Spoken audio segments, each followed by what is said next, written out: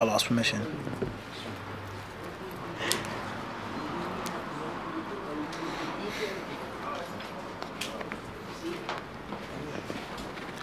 Bismillah ar-Rahman ar-Rahim. Alhamdulillah. Salatu wa salam ala Rasulillah. Wa ala alihi wa ashabihi ajma'in. Amma ba'd. My phone, please. My phone. Pass me my phone, please. Tonight, we'll make our crash course and our refresher course on Zakat al-Fitr. Wa alaikum as-salam. Or what some call Sadaqat al-Fitr. First and foremost, many times we've explained the book Risalatun fil Fiqh al-Muyassar or al-Fiqh al-Muyassar, Fiqh made easy, by Dr. Salih ibn Ghanim as-Sadlan rahimahullah ta'ala. The book has been translated and is well-known circulation for many years. So we've explained the book regarding the chapter of Zakat. The chapter of Zakat. Now, the one that has the pink on. so in the chapter, the last thing that he mentions regarding the Zakat is Zakat al-Fitr. Zakat al-Fitr. It says here in the text, حكمتها من حكمة زكاة الفطر أنها تطهر النفس الصائم مما يكون قد علق بها من آثار اللغو أو اللغو والرفث كما أن تغني الفقراء والمساكين عن السؤال يوم العيد. The first wisdom is that Zakat al-Fitr cleanses you. It purifies you. It's the final wash for some things that you did when you were fasting. All of the things that you did that need to be washed away don't necessarily have to be haram. Nor do those things have to be major sins. Nor do those things have to be things which nullify your fast. The fast was valid. It wasn't a major sin. It wasn't haram. Or maybe it was haram, but it wasn't a major sin. Or maybe it was a major sin, but it's become so common, so popular, that the people consider it to be a normal, acceptable thing. Adi, as they say overseas. They say, Adi. That's normal. That's nothing. It's Adi, simple, easy. So therefore, when you give Zakat al-Fitr, it's considered to be the final rinsing of your fasting. Just like when you wash your clothes, they have 2 or 3 different cycles, right? Different rinses, different washes. And they give you a final rinse and to make sure that there's no soap, there's no powder, there's no chemicals that are going to remain in your clothes. Correct? You take out your clothes, you hang dry them or put them in a dryer, etc. So this is what Zakat al-Fitr is supposed to be. It's supposed to be that final polishing and that final cleansing of your fast. Of what? He says, min al-laghu. He says, baseless talk. Idle talk. Whatever the baseless and idle talk is about. Making a joke, sitting around gossiping, talking about sports, talking about politics, talking about this and talking about that. Once more, they don't have to be haram things. It doesn't mean that those things are things which aren't needed. But while fasting, and in the manner in which people talk about politics. How many people talk about politics to change and to make a change and to make a difference? How many? Most people, they talk about politics just to talk about it. Just to speak about it. This leader, that leader, this country, they just talk about it. And it busies them and it preoccupies them from other things. Or sports, or jokes, or other things in the modern social world. Everybody clear on this?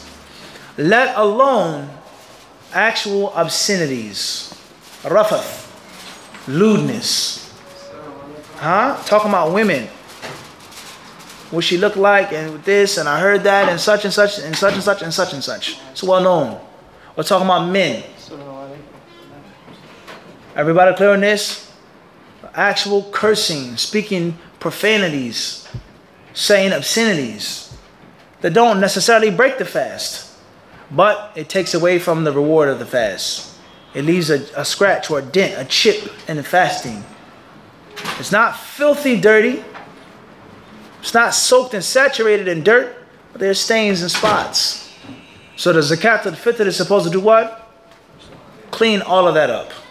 Everybody clear on this? And there isn't a culture or a race or a place or a religion or people that don't have these issues, because these are issues of human beings. At work, when it's lunchtime, what do people sit around and do?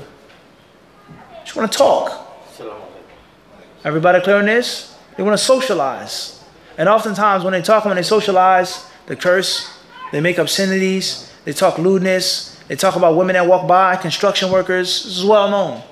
So this is the wisdom, or one of the wisdoms of Zakat al-Fitr. And the second wisdom of Zakat al-Fitr is to keep the poor people from being needy on that day. To give them some type of happiness, at least on that day. If you've ever been without money, and you ever know the ignominy and the bitterness of having to ask and beg someone for money. Everybody clear? This is a reality of having to beg someone. Not someone that's a close friend or an associate or a buddy or a pal, but someone that's a stranger to you.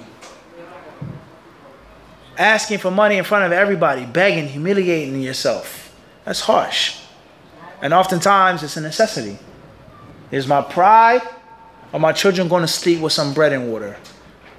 Obviously the mother's going to say, the pride goes out the window. And some men as well. You find some men, especially overseas after the salah, they get up, they stand up, and they beg the whole congregation for money. Some of them just start crying and breaking down because it's humiliating, it's embarrassing. But you got to suck up your pride. So on that day, they shouldn't have to suffer that. They shouldn't have to go through that. They shouldn't have to experience that humiliation on a day of happiness.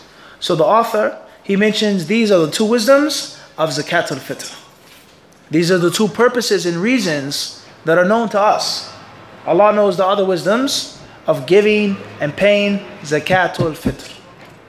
Now, Sheikh, when we mention that these are things that are supposed to help the poor people out, the needy people out, and keep them from having to disgrace and humiliate themselves on this day, this teaches us something deeper than this. And that is the responsibility of masjids who collect Zakat al-Fitr. The responsibility of collecting Zakat al-Fitr. So let's ask ourselves the question, hypothetically speaking. You come into the musalla, right? Or in the park. There's a big box for donations for sadaqah, right? And in one box, one plastic bin says Sadaqatul Fitra, or Zakatul Fitra, or Zakatul Fitr. And you put the money in before the Eid, before the time in which the Imam has come out. That money, that box, is going to sit there for how long now? 2-3 hours. No way. It's going to sit there longer than that. And when the money is gone and people are done collecting at the rec center or the masjid or wherever, maybe 2-3 hours, you say, where's the money going? Is the money being immediately given and disseminated among the poor? Or is it going to go into another room and another vault? And the Muslims will count it and they'll break it down and so on and so on and so forth. When are the poor people getting the money for Zakat al-Fitr? Zakat al-Fitr is not Zakat al-Mal. It's not Zakat al-Mal. The purpose of Zakat al-Fitr is for the people to have it when? On the day. On the what? On the day of the Eid. So when am I going to buy toys for my kids? If I don't get the Zadaqah money until nighttime, 10 p.m., 5 p.m. When am I going to buy them toys? Food. When am I going to buy them things that they need? When are we going to have food to eat and to cook and so on and so forth? So the Zakat al-Fitr is supposed to be given out for the day of the Eid. So if you're going to collect money, if you're going to collect rice and oatmeal and cream of wheat and grains and flour and pancake mix and things like this, whole wheat flour, it is the responsibility of the masjid or the center to rush and hasten to do what? To get rid of it. To rush and to hasten to do what? To get rid of it. So they can have it on the day and not at night or the next day. Only Allah knows where some of the money or some of the food is going to go. It may go into storage. It may be put up for days and weeks until someone figures out the database of the poor Muslims in the community. So this is something that the masjid, the administration, the center has to fear Allah concerning. And you have to be mindful of this. And you have to be vigilant. Zakatul Mal can wait. We'll calculate it. How much each family gets. the people who filled out the applications. Zakat al-Fitr is supposed to be for the, according to what the author said. Are you able to understand this? So the people should be encouraged to give the Zakat al-Fitr, Harun, at least at nighttime. Abdullah, do it at least what? At night. Give it out after Maghrib for Isha, and then have a squadron of brothers or sisters, a team, that have the people already listed to give out the money at night. So they can buy things early in the morning or late at night for their children. A day or two before, as it's the madhab of some of the ulama, is even better. Everybody understand this? And don't wait till the last minute. Giving the Zakat al-Fitr, nor dispersing the Zakat al-Fitr. And if you do, then it goes against one of the two wisdoms of Zakat al-Fitr. Everybody understand this? Everybody clear on this? This makes sense? We can all agree on this, inshallah. But it's very subtle danger. It's a very subtle danger. Everybody understand this? Let alone if the Sadaqat al-Fitr or Zakat al-Fitr doesn't go to the poor, but it goes to the maintenance of the masjid, or the imam's stipend, or this fund, or this brother, or this and that. That's even more dangerous. Everybody clear on this or not? Donations, Zakat al-Mal, perhaps, things like this. But Sadaqat al-Fitr is supposed to be what? Sadaqat al-Fitr. Everybody understand this? Tayyib. The next point, the author says, مقدارها وأنواع الأطعمة التي تخرج منها. مقدار زكاة الفطر صاع، والصاع 4 أمداد، ويقدر الصاع ب3 كيلوات تقريبا، وتخرج من غالب قوت أهل البلد، سواء أكان قمحا أو تمرا أو أرزا أو زبيبا أو أقطا. How much is due on Zakat al-Fitr? How much do you have to pay? The author says, and this goes to show us, before we move forward, Mukhtar, of the principles that we laid down. Spirituality and technicality. We said this. We said spirituality and what? Technicality. So the spirituality of Zakat al-Fitr, clear. We've mentioned that. The spiritual purpose, the spiritual aim, and giving something materially crude, money, wealth, or food. It's based off of something that's deeper than the belly and the back. But for you to achieve that spirituality, you have to have a certain level and limit of what? Technical knowledge. How much to give for Allah to love it and to accept it, and to purify yourself. So that's the 1-2 punch. Is what? Spirituality and what? Technicality. 1-2 punch. Tight. So now, how much zakat do you give and how much do you pay? It's not about just giving anything. Give what you can. Allah will be pleased with it. It doesn't matter. No, you have to learn technical knowledge as well. So he says that the amount of the Zakat al-Fitr, the minimum, not the maximum, but the what? The minimum. You can give more. He says, but the minimum, and also the types of foodstuff. The types of foodstuff that a person is allowed to give. So automatically the author said at'ima. He said foodstuff. And he didn't say what?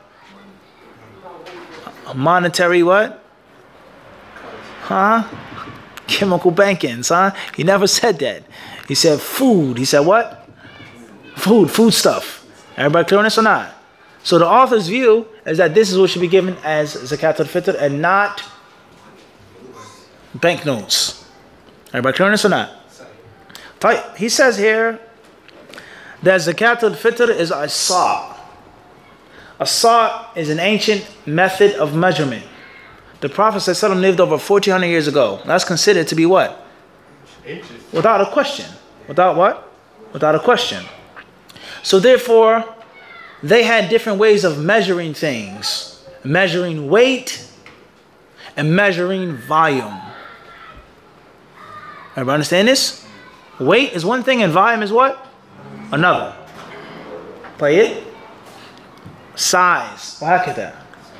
So, a sa', he says here, arba'atu amdad.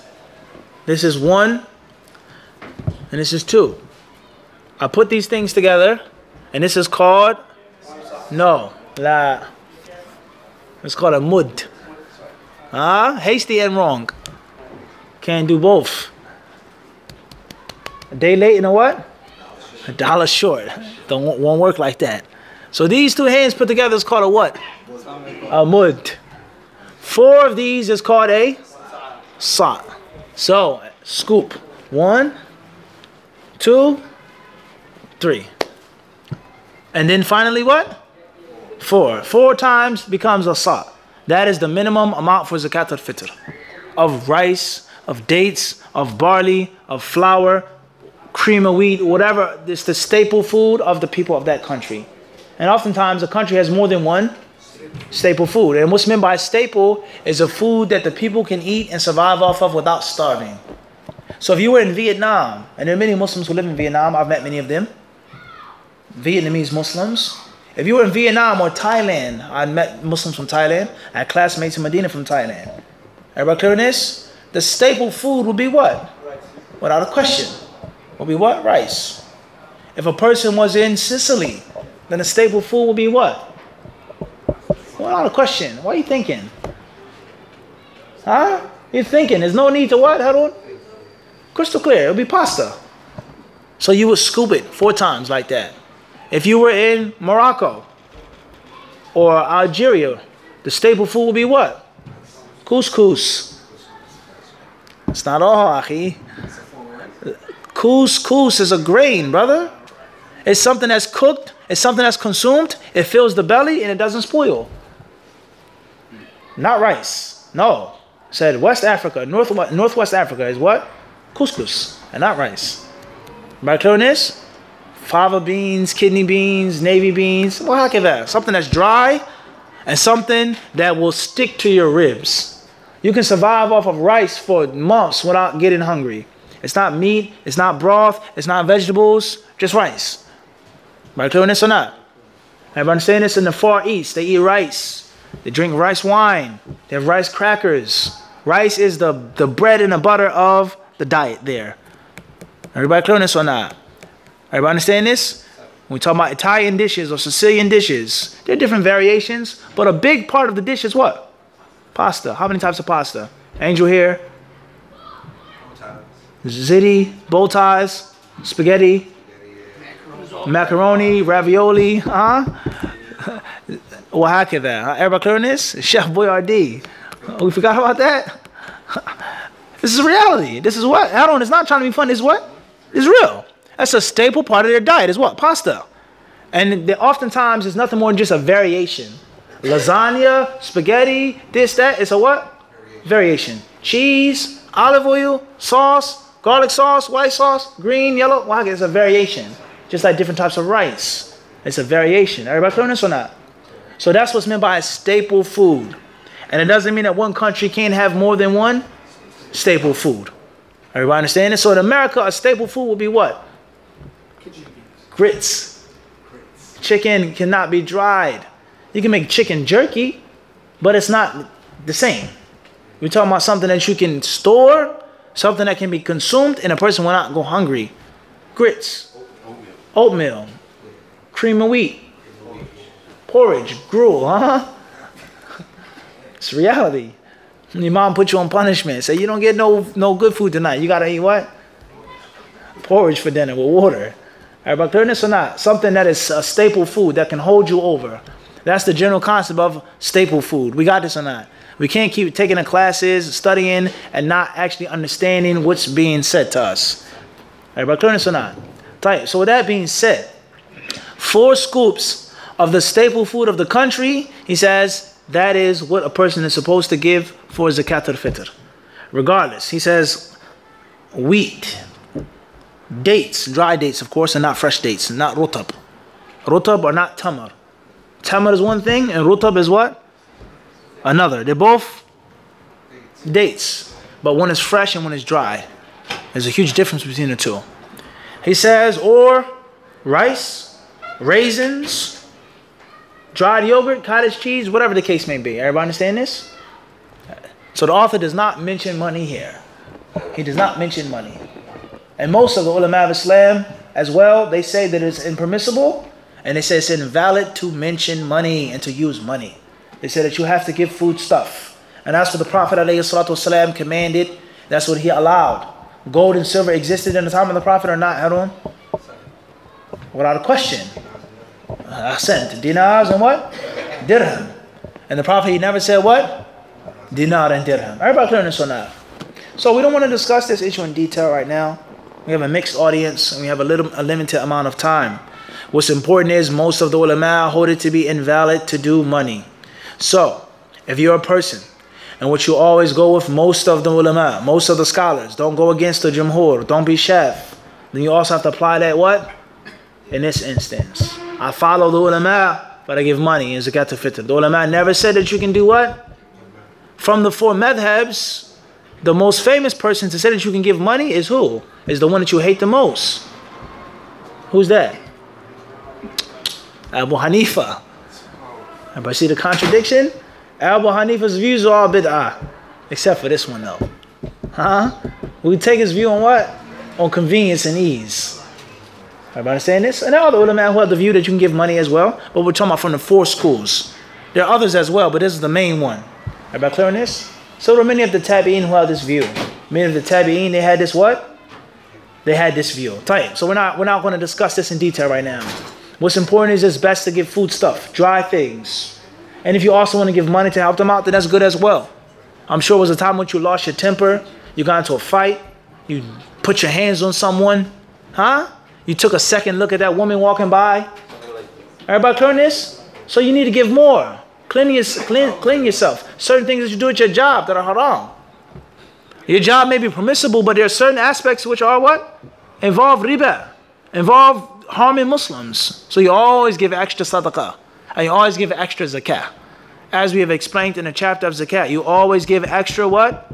Zakat. If you owe $400 or $200 or $1,000, how much money you have, you always give a little what? A little extra. Just like when you cook and you have a recipe, they say a tablespoon or teaspoon. You do what? You do a pinch of salt. Everybody understand this? For the flavor. You never just use the bare minimum. Everybody clear this or not? Sahih? You go to the gas station, Uncle Faz, what do? When the meter says $40, $50, what do? You keep what? You make sure you get every ounce of that good old gas, petrol. Everybody understand this or not? So why be cheap when it comes to your what? That diesel. Why be cheap when it comes to your what? Your spirit. Everybody clear this? Focus out on. I just focus on me, inshallah. Tayyib. Everybody clear this or not? Everybody understand this? Is that when you give zakat al-mal, never just give the minimum, but give an extra 20, 50, 10, whatever, give more. And the same applies to zakat al-fitr. Give the food stuff, and people, they say poor people need money today. If we all give them rice and beans, how are they going to cook it if they have no gas? What are they going to wear? Where are they going to go? How are they going to come to the Eid? They need money, which is true. But nothing stops you from giving money as well. So you give your salt, and here's $100. I have 10 bags of things from my family, my children, my wife, this, and that, and it's $500, $200. There's nothing wrong with that as well. Everybody understand this or not? So the safest thing to do is to pay zakat al-fitr with food stuff and not with dollar bills. Everybody clear on this or not? Is it permissible to use dollar bills, whether it's a necessity or not? That's the view of many of the ulama of the past, but not the majority. Everybody clear on this or not? Everybody understand this? Khairan, inshallah. As far as if you're going to give money, then it's going to be approximately $7 or $10, $7 to $10. One may even say $5, depending on what you buy. But let's say $7 to $10 for each person. So if you're getting rice and grain, then you have 4 scoops with 2 hands, not super long, big hands, brolic hands, nor small, petite hands. Everybody understand this? Normal size hands. So if you have really, really large hands, then it may be only 2 scoops that you do. And if you have really, really small hands, then you may have to have 6 scoops, mathalan, or 8 scoops. Everybody clear this or not? The average sized hand. That's what the ulama of Islam say, that which is average. Obviously, average depends on place to place, race, and age. Everybody understand this? Everybody clear this or not? We understand this or not? Everybody got this? That's how you scoop your zakat al-fitr.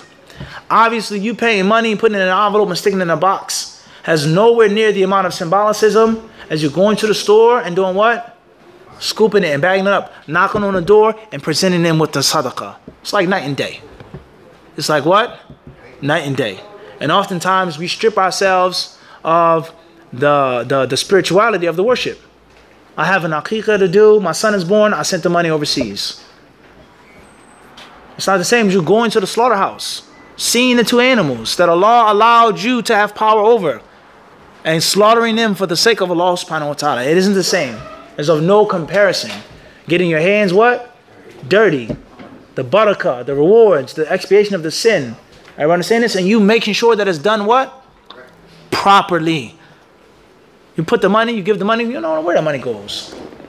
So we have to be mindful of this. So if you're going to pay the money, then it should be $7 to $10 for every head in your household. People that you're in charge of. People that are dependent upon you. People who are beneficiaries of you.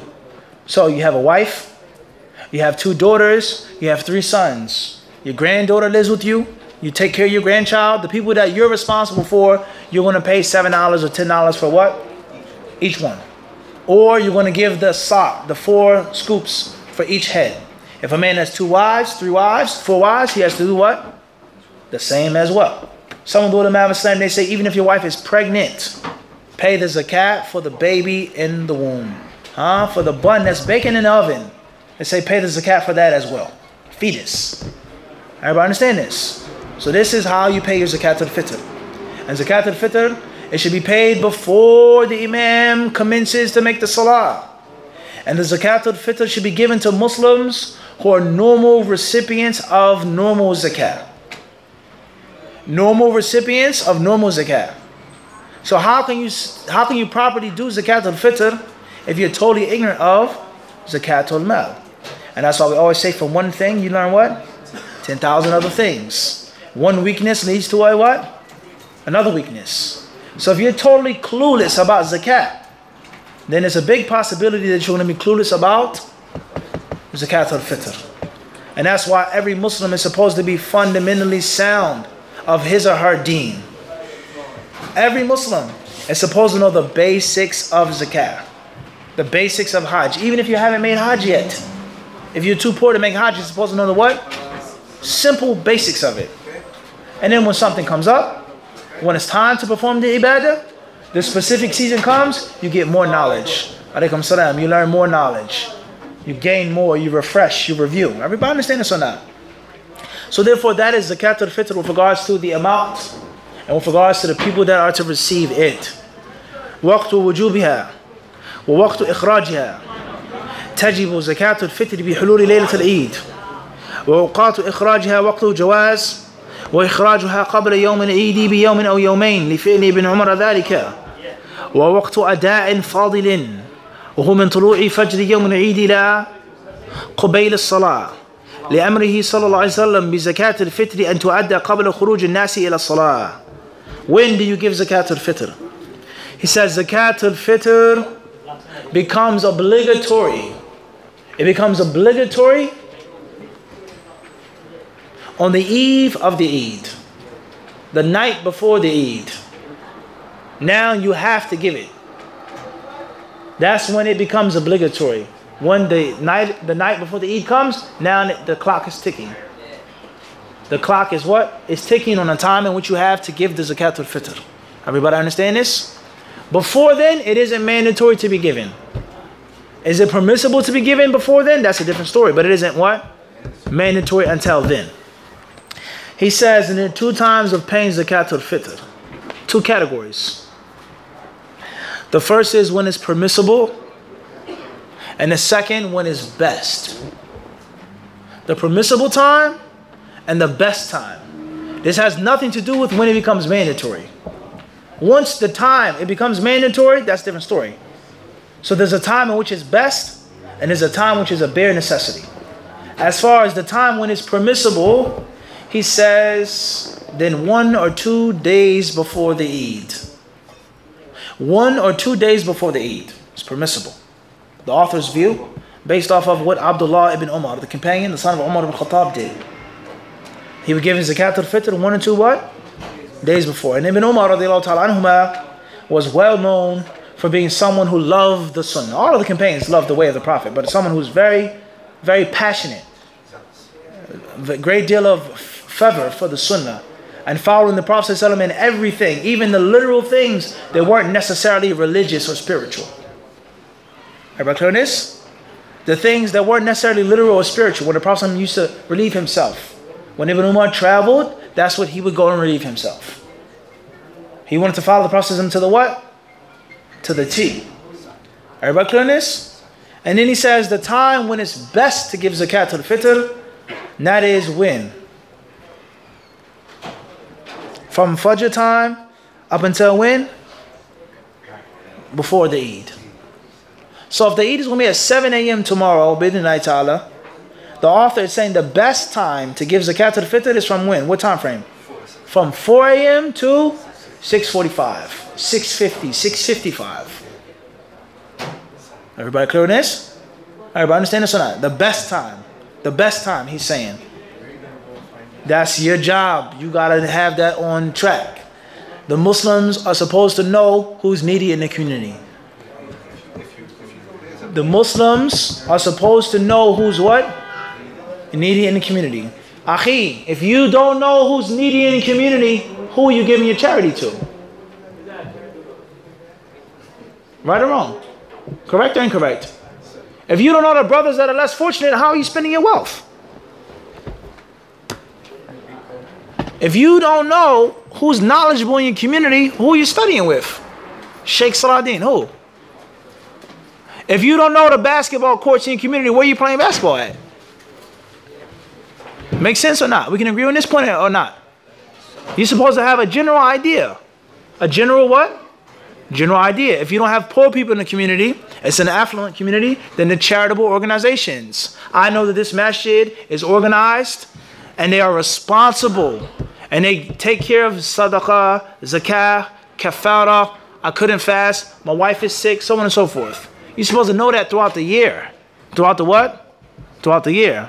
And as the time approaches, you get closer and closer to pinpointing who you're going to give your sadaqah and your zakat to. Is everybody listening? Everybody with me? Everybody with me or not? You don't have to wait until Fajr to do it. You can do it at nighttime. But he said that's the what? The best time. It's to wait to the last minute. Everybody clear on this or not? Everybody understand this? So the point is, brothers and sisters, is that zakat al-Fitr, like many other issues in Islam, are nothing more than manifestations of other issues in Islam. Ramadan is a manifestation of salah. Hijab is a manifestation of this and of that. What is your Islam like throughout the year? What is your Islam like throughout the week? And not just Jumu'ah. How people come to Jumu'ah, listening to the khutbah, praying the salah, how they dress, what time they come, how they behave on Jumu'ah is a manifestation of what? The other 6 days of the week. And the Jumu'ah is supposed to amplify and heighten your already basic level of Islam. Everybody clear on this? Ramadan is not supposed to be a time in which you wear a costume. As his brothers, they say, your thobe is too clean, it's too unwrinkled, it's too crispy. You don't wear that thobe too often. It's a costume. You take it off and you put it back in a box. When you sit down, you're not comfortable with a thobe on. You keep moving and twitching and itching because to you, that thobe is nothing more than a what? It's a costume for Halloween. You wear it and then it goes what? In the closet until next year. Right clear on this? So if you're wearing it, and I'm not saying the thobe is obligatory, I'm just making an example here. That it's supposed to be a manifestation of what you normally what? Do. Everybody understand this or not? And the same applies to the month of Ramadan. The month of Ramadan is not a time in which, now it's time for me to come to the masjid and pray. I come to the masjid and I pray all year round. But in Ramadan I come to the masjid more frequent, more often. Everybody understand these words? This is crucially important with regards to benefiting from this month. Khairan inshallah. Moving forward. The fourth section he says, Man tajibu alayhi zakat al-Fitr. He says, who are the people that have to pay zakat al-Fitr? Who are the people that have to pay and must pay zakat al-Fitr? Tajibu ala kulli muslimin, hurrin aw abdin, dhakarin aw untha, saghirin aw kabirin, fadra an quti yawmihi wa laylatihi, ويستحب إخراجها عن الجنين في بطن أمه. And the fifth point is مصرف زكاة الفطر. مصرف زكاة الفطر كمصرف الزكوات العامة غير أن الفقراء والمساكين أول بها من باقي السهام لقوله صلى الله عليه وسلم إلى آخره.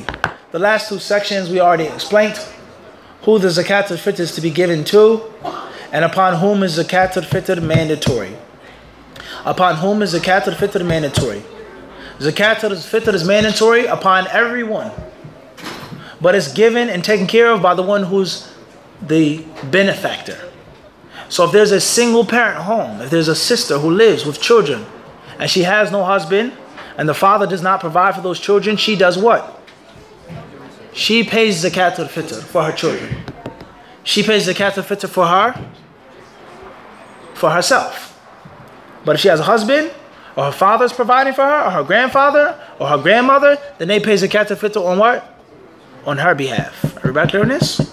Whether your son is 19, 20, 30 living home with you, or 5 years old or 8 years old.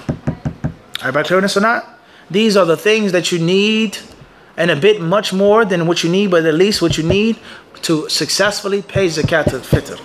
May Allah Azza wa Jal accept your zakah and accept your sadaqah and make it a means of blessing for your month of fasting and of standing. And may Allah Azza wa Jal give all of the Muslims worldwide a blessed and happy Eid. We ask Allah subhanahu wa ta'ala to make your Eid a fun Eid, a joyful Eid, and an Eid full of thanking Him and appreciating His gifts and His bounties. Until our classes will pray for you to be in the best spirits and the best physical state. And may Allah subhanahu wa ta'ala allow you to enjoy yourselves and enjoy your families tomorrow from New York City and worldwide. Assalamu alaikum wa rahmatullahi ta'ala wa barakatuh.